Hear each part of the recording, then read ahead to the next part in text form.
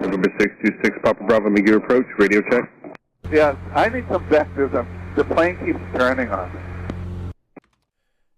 On Saturday, the 3rd of May, we had a Vans Aircraft RV-10 experimental home-built aircraft go down while attempting an instrument approach into Camarillo. The aircraft was flying from Lancaster to Camarillo, where he apparently lost control in the weather while attempting to intercept the IAF Jurex for the RNAV Zulu runway 26 at Camarillo. Oh, okay. Hey everyone, meet Kevin here. I've got a lot to talk about regarding this blancolirio review video of a crash that actually happened 10 minutes from my hometown airport. We're going to talk about exactly what I believe blancolirio did not tell you in this video. Now, I want to give you a fair disclaimer before I get started, because you might think that this is designed to hate on our blancolirio or the videos that I've done on Pilot Debrief, and the answer is no. It's simply to add perspective with what I think is unique insight. These are great channels. I love watching them. I credit them for helping get me into aviation, wanting to be a safe pilot. And the only reason I'm making this video is to add perspective to what I think happened here, but was not talked about. And that's what I'm going to do. Today, I fly the Phenom 300E. It's a 2021 model with a Garmin 3000. Yes, that means I'm PPL rated. I'm PIC typed in the Phenom 300. I'm obviously instrument rated. I don't have as many hours as many other people in the space, so I want to be respectful of that. So I'll give you my opinion, but I want to qualify it by saying I'm about 50 hours in jet, in type, and maybe about 350 on top of that for other, prop planes. Mostly the Cirrus, by the way. Great plane. That said, what I'm observing here is obviously somebody who essentially flew stick the entire flight. This isn't a big deal. It's pretty obvious that this is not an autopilot flight path. So when we understand that, I think what we can find as we get closer to the accident site is that a form of autopilot may have mistakenly been enabled that led to the gyrations of the individual's controls. See, blancolirio tells us, hey, anytime you're having problems with control of the aircraft, get to the lowest level of automation you can, disengage everything, and just fly the damn plane. And I couldn't agree more with him. In fact, approaching this very same approach while I was doing my multi-engine training, I was on the RNAV Zulu 26, and the trainer I was with told me, oh, by the way, this plane does not have WAS. And I'm like, wait, what? You told me earlier it did. And he's like, oh yeah, oops, sorry. And I'm like, great. So we can't actually do the RNAV Zulu. My initial reaction, because this is my home airport, is fine, let's go missed now and climb, okay? We'll just go missed early and we'll just resequence. No problem. That was in a multi-engine Piper. The point of this is I totally agree with the advice of if you're task saturated, you're overwhelmed, disconnect AP, go to the lowest level of automation, fly the damn plane, and stay flying.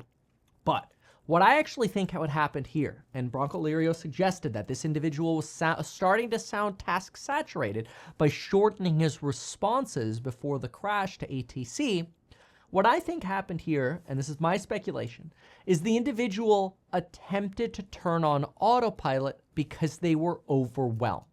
One of the reasons I think that they were overwhelmed was because when you look at the plan, we know that the initial approach fix for Jurex is 4,000 feet. We know that we have terrain at 2,403 feet.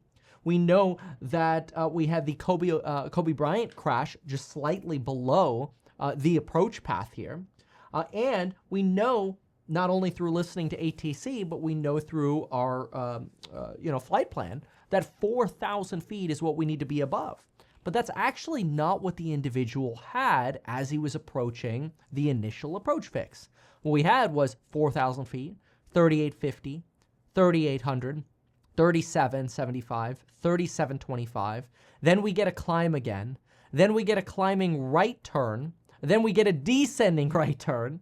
And this is where the individual complains and suggests, hey, I don't know what's going on. The plane keeps turning. November 626 Papa Bravo, McGee approach, radio check.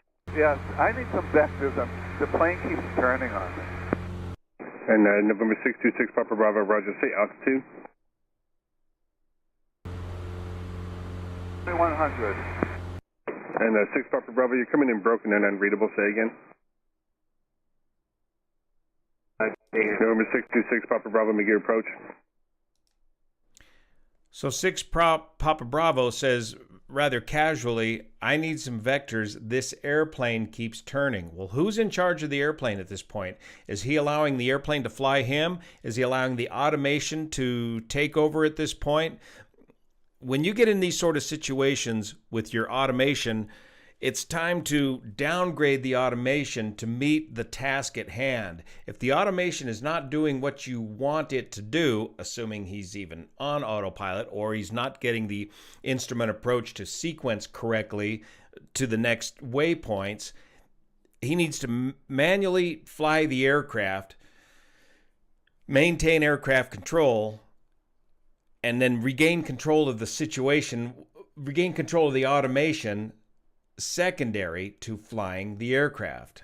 I believe what happened, and this is again my speculation, but I think it's a lesson. I think the individual became task saturated, was not prepared, maybe didn't even brief this approach, and while trying to brief or review the approach at the same time as flying the plane, they reached over and turned on autopilot, which they had not been using, so unlikely had it set up appropriately for the rest of the flight, just based on what we could see on track here. And when they turned on the autopilot, they did something and made a mistake that a lot of new pilots do, and there's actually very little training in this. I think the individual mistakenly turned on roll mode on autopilot. That is, they weren't on heading mode, they weren't on any kind of glide path, they weren't on an autopilot, nothing. They were simply on autopilot roll mode. So, what does that look like? Well, on the scoreboard, roll mode shows ROL for roll. And when I was in training, I remember that I was never even told or taught what a scoreboard was until my instrument check ride. Now, you might think that's pretty sad and a failure, and I agree. I actually think there's a massive lack of training, and this is why I like making these videos, to point out where I think there are failures. I think people don't get taught about the scoreboard nearly as much as we should, especially with autonomous systems, assuming this person was using a G1000. Maybe they weren't even using a G1000. Maybe they were using something even older than this. The problem with roll mode, though, is if you turn it on while you're in a bank, it's going to keep that bank. I believe it's designed so that if you're in a hold, let's say you're told from ATC, hey, hold at present position, I believe it's designed so that you could align yourself with the hold at present position, set your bank the way it's comfortable, 15, 30, somewhere in that range there, set autopilot on roll mode, and you just sit there. And you wait in your hold until you've got your further clearance. But most of the time, I don't actually see a practical purpose for roll mode, because most people who want to program a hold just use like the Garmin 3000 to program in a hold, and then you let the autopilot just fly it. So generally, you're either going to be on some form of program path, or you're going to be on a heading mode. And it's going to be pretty rare that you're actually on roll mode for most people. But if the plane is fighting you on roll mode, there's something to know, and pilots know this, but people who drive Teslas don't. If the plane is flying and you're on roll mode as you activated it in a turn, it's going to keep that bank.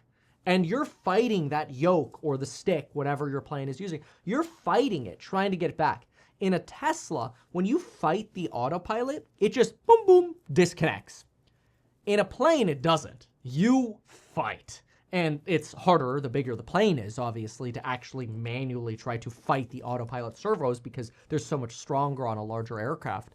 I found in a Cirrus, I could overwhelm the autopilot relatively easily with my wrist on the stick. In the Phenom, which is the largest single pilot jet, but it's still a small jet, it's pretty hard. You're fighting with both hands if you want to fight that autopilot on the yoke. Anyway, you're in roll mode because you activated it unintentionally in roll mode. On top of trying to communicate with ATC, maintain your altitude, and you've got an overcast layer at 1,800 feet, so you're in between the mountains. Mountain obscuration is exactly what you've got here. You're going to see some mountains that go as high as 2,400 feet. you're going to see nothing when you're in the clouds at that, in the marine layer around 17 to 1900 feet was approximately where that marine layer was. And when you get below it, you see, oh my gosh, I've got nothing but mountains around me trying to get back up. It's pretty confusing. And I think Brancolirio did a great explanation of everything that happened in the accident. And I'm cutting around here just to append my opinion that I think there's a potential what happened in this accident was truly an autopilot usage failure, because I believe that the pilot was likely capable of flying the plane themselves. But that moment where they say, I don't know what's going on, the plane keeps trying to turn, to me is a sign that they're potentially activating autopilot, deactivating autopilot, at the same time as pulling up to get their altitude, at the same time as losing visual reference to what's going on because they're in IMC. And I think that could have been a contributor to this crash. Now, let's be clear. We won't know this until the NTSB does their investigation, releases at least their preliminary findings, maybe latter findings. But the reason I want to speculate about this is not because I think speculation is healthy in the sense of, declaring what happened to this individual. Instead, I think it's actually really important to use it as a basis for conversation around, hey, you got to know the scoreboard. So are we on autopilot? Are we on the glide slope? Are we on our heading mode? Are we on roll mode? Roll mode, in my opinion, I think, first of all, it's the stupidest mode ever, but it's oftentimes the default mode when you first enable autopilot. Every plane's going to be different, but my take is that if the default mode is roll mode and you're task saturated and overwhelmed, and you enable that autopilot, but you hadn't previously programmed it into heading or an AP or whatever, you're going to have a hard time realizing, oh crap, I'm in roll mode. And this has personally happened to me in training. So here we go. So Carlsbad Airport, we depart runway 24. And as we're coming out of here, I activate the autopilot thinking, oh, okay, we're going to be on heading mode. But I was still in my turn when I activated it. And we start sneaking over closer to the airport. And at that moment, I'm like, okay, I'm just going to disconnect autopilot and get back onto the heading because I just wanted to fly essentially the downwind out of there, a downwind departure. This is all VFR. But that roll mode, when it first started turning and rolling to that side, I remember my reaction as a newer pilot was, oh my gosh, what's happening? This is weird. Autopilot set. I'm supposed to be going straight on a downwind. What's going on? So, of course, after disconnecting and then looking at my scoreboard, I realized, didn't know it was called a scoreboard back then when I was still in training, but I realized, oh, we're not in heading mode. Simple mistake. But nothing else was really happening then other than departing. We weren't in IMC. We weren't, we were caught up on our ATC communications. We were ahead of the plane. I think if you get behind and all of a sudden that plane is turning on you and you're banking around mountainous terrain, it's very easy to lose that situational awareness and that scoreboard. This saying roll, I think, could have been a massive contributor to what happened here. Again, no guarantees. And I want to be really clear, that's just speculation. So it's just my take. But I wanted to append that to the video Brancolirio made because I think he had a great video. But I think we could have gone a little bit deeper onto autopilot because that could have been a lifesaver here if that's what happened. Anyway, thanks so much for watching. I'll keep adding my perspective. If you like it, subscribe. If you don't like it, let me know. You could leave me a comment like, don't speculate. Stop it. Go away. But love the aviation community. Love everything about flying, and hope I could share more insights with everyone when I have an opinion to share it. And I'll always make it clear when something's my opinion. Thanks so much for watching, and we'll see you in the next one. Goodbye and good luck.